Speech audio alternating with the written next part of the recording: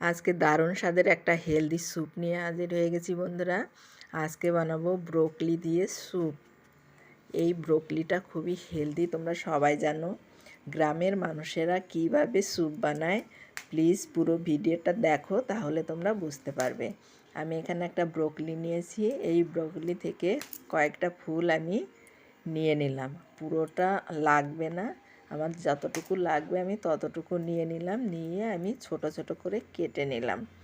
আর এদিকে আমি ওভেনে একটা কড়াই বসিয়ে দিয়েছি। আর এইগুলো ধুয়ে পরিষ্কার করে নিয়েছি একটা ক্যাপসিকাম কেটে নিয়েছি, ব্রকলি কেটে, আর ব্রকলির ডাঁটাগুলো আমি নিয়েছি। একটা আলু কেটে নিয়েছি, একটা গাজর কেটে নিয়েছি। আর নিয়েছি আমি এখানে লঙ্কা কুচি, আদা কুচি, রসুন কুচি, আর একটা পেঁয়াজ এইভাবে আমি কিউব করে কেটে নিয়েছি। আর কড়াইতে দিয়ে দিলাম পরিমাণ মতো জল। স্যুপ বানালে একটু বেশি করে জল দিতে হয়। আমি দিয়ে দিলাম 2 বাটি জল।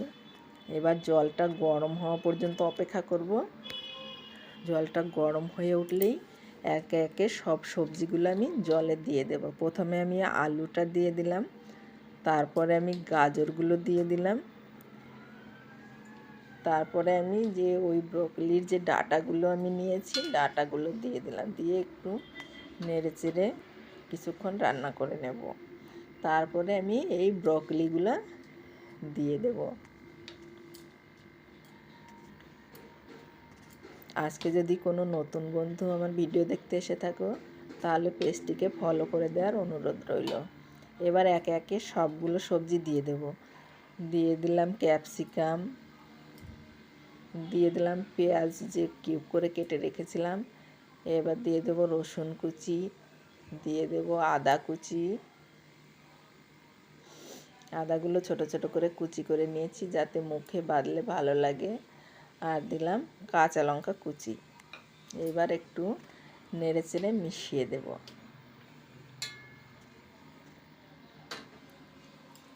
তোমরা কিভাবে স্যুপ রান্না করো কমেন্ট বক্সে জানিও। আর দিয়ে দেবো এবার স্বাদ মতো নুন। এইবার আমি ঢাকা দিয়ে কিছুক্ষণ রান্না করে নেব।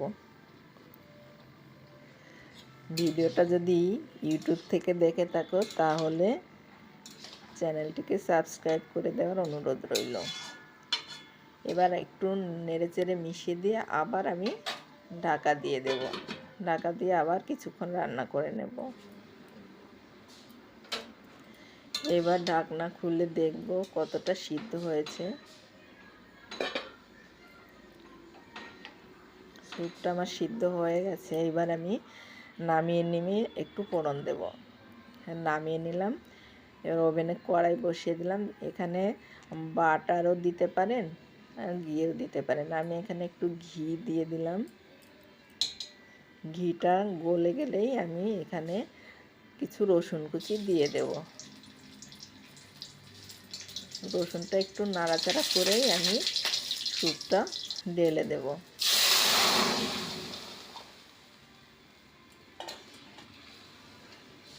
এবার নেড়ে চেড়ে আর কিছুক্ষণ আমি রান্না করে নেব। এবার দিয়ে দেব আমি কিছু ধনে পাতা কুচি করে রেখেছি।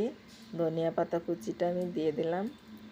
এইবার দিয়ে দেব একটু ব্ল্যাক পেপার, মানে কালো গোলমরিচ গুঁড়ো আমি করে রেখেছিলাম। সেই গোলমরিচ গুঁড়োটা দিয়ে নেড়ে চেড়ে মিশিয়ে দিলাম। এবার ওইদিকে ফুটতে থাকুক আর আমি এদিকে 2 চামচ চালের গুঁড়ি মিশিয়ে দিলাম। চালের গুঁড়ি জল মিশিয়ে এই মিশ্রণটা আমি দিয়ে দেবো। এখানে কর্নফ্লাওয়ার দিতে পারেন, আমি চালের গুঁড়িটা দিলাম যাতে এই গ্রেভিটা একটু ঘন হয়ে যায়। এবার নেড়ে চেড়ে মিশিয়ে দেব। এইবার দিয়ে দেব আমি একটু লেবুর রস। আমি একটু লেবু কেটে নিয়েছি, এই লেবুটার রসটা চিপে আমি সবটুকু রস দিয়ে দিলাম। তোমরা ভিনেগারও ইউজ করতে পারো, কিন্তু আমি লেবুর রসটাই দিয়ে দিলাম।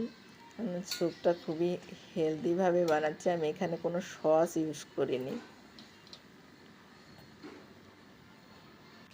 নেড়ে চেড়ে মিশিয়ে দিলাম।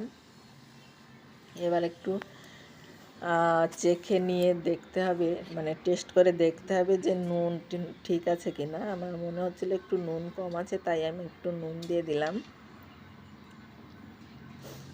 আমার স্যুপটা রেডি হয়ে গেছে, এইবার আমি নামিয়ে নেব।